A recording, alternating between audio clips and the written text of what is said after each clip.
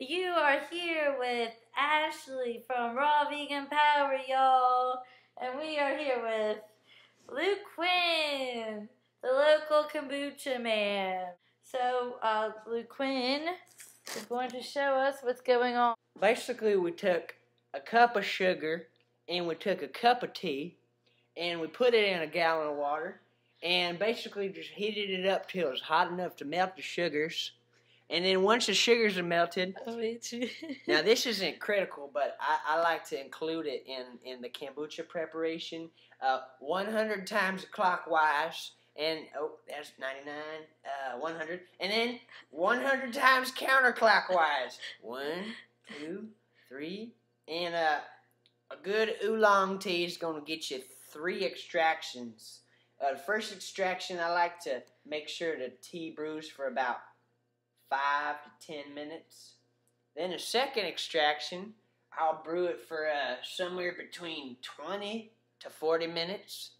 And then the third extraction, I'll just let the tea brew for 24 hours. Yeah. That way you're getting the most economical benefit out of your tea. You can buy a really expensive tea and make like 3 gallons out of it.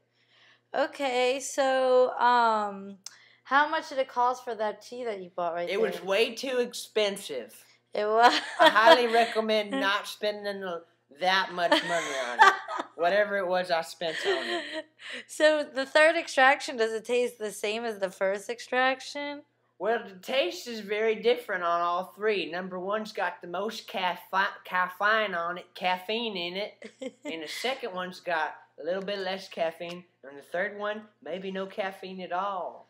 Oh, but it still has good flavor, huh? Yep.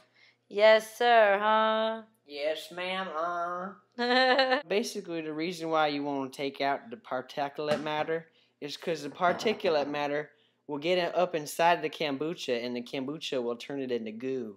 So that's good pouring technique. Pouring the tea full of tea matter and all kinds of vegetation, plums and strawberries and whatnot, and oolong tea and sugar, and we're pouring it directly into the 1-gallon glass jar. Now, the reason why we aren't doing it in a plastic jar or a plastic bucket is the kombucha gets particularly acidic and eats away at the plastic lining, which the plastics could be on your insides, and that would be sad. Oh, no. So what's up next? So, up next, we're going to let it cool for a little bit of time so it's not so hot. Yeah, let's go. Luke is going to explain to us how kombucha colonies take over. Is that right, Luke? That's right, Ashley. Here we have virgin tea, the wild west of the sweet tea world. Sugar and tea. Now, sugar is an incredible environment for bacteria and fungi to thrive in. Any bacteria that lives in this house, even bacteria on the skin of this banana, could come and potentially colonize our tea. But that's where kombucha comes in. Kombucha is 4 microorganisms, 2 bacteria and 2 yeasts. And they want to make sure that the 4 of them are the only ones in town. King Kombucha. So basically the way the kombucha colony protects itself from competing bacteria is by building this zoological mat.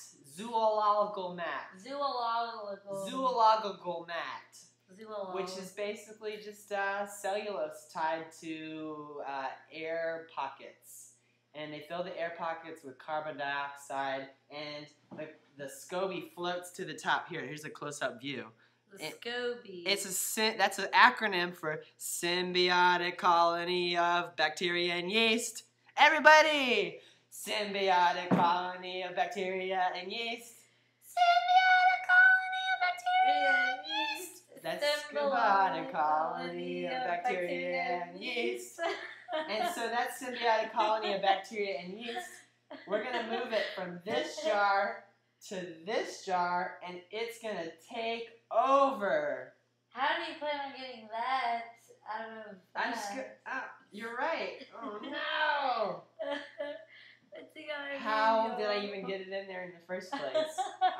Well, the beautiful thing about kombucha is if I got a pair of scissors and I cut this mat in like 1,000 pieces, it would only take one piece of kombucha in this jar to potentially colonize the entire sugar tea. But you're going to have better success if you can find a piece that completely covers the top. A pancake or jellyfish about that. Yeah, I'm sorry, y'all. I kind of mangled it getting it out of there. I mean, ideally, you're going to have like a complete pancake. But since I was trying to get a camel through an eye of a needle, I kind of mangled the camel a little bit. But fear not, because this sugar water with caffeinated tea in it is going to be the fuel that this kombucha colony needs to bounce back and build a new pancake on the surface of the tea, build a new colony, and colonize all sugar tea.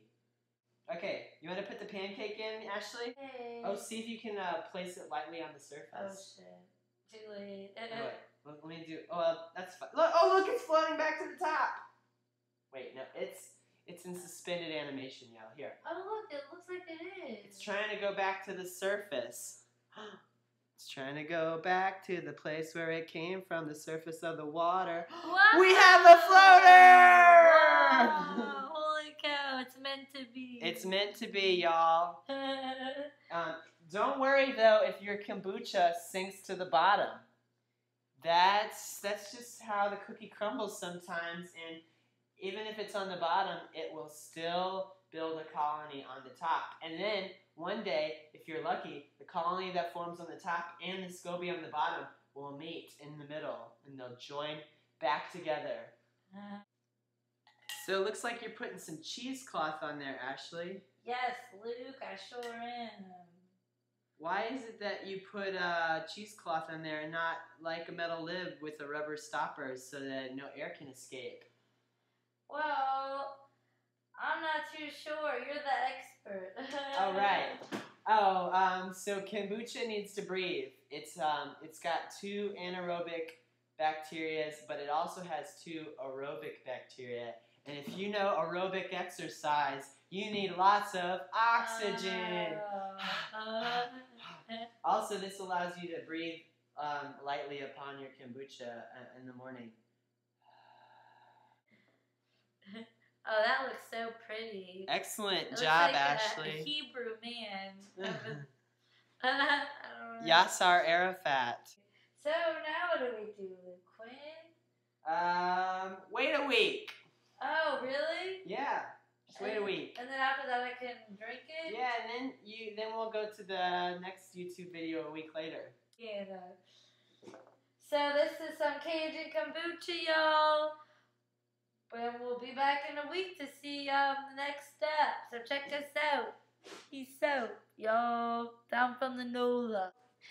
Mr. Kombucha and I've just realized something. Do you see what that is? It's a mushroom. The SCOBY mushroom. I am the Kombucha colony. I am speaking from the outer rims of the outer space. If you want your planet to survive, you will all drink my elixir. Kombucha will restore vitality, life, and the living essences that we bring from outer galaxies to save mankind. Only you can bring us into life. So y'all like drink kombucha, y'all. It'll get you in the right mood for saving the planet. He's so right, y'all. It'll get you in the right mood to save the planet. So drink your kombucha, y'all. From Ashly from Raw Vegan Power, y'all. Thank you so much. Rhode Island Institute of Technology, what? Whatever he said. Shout out to Risty. Okay, y'all. So thanks so much for watching. And we really hope that you learned The beginning stage of how to make kombucha.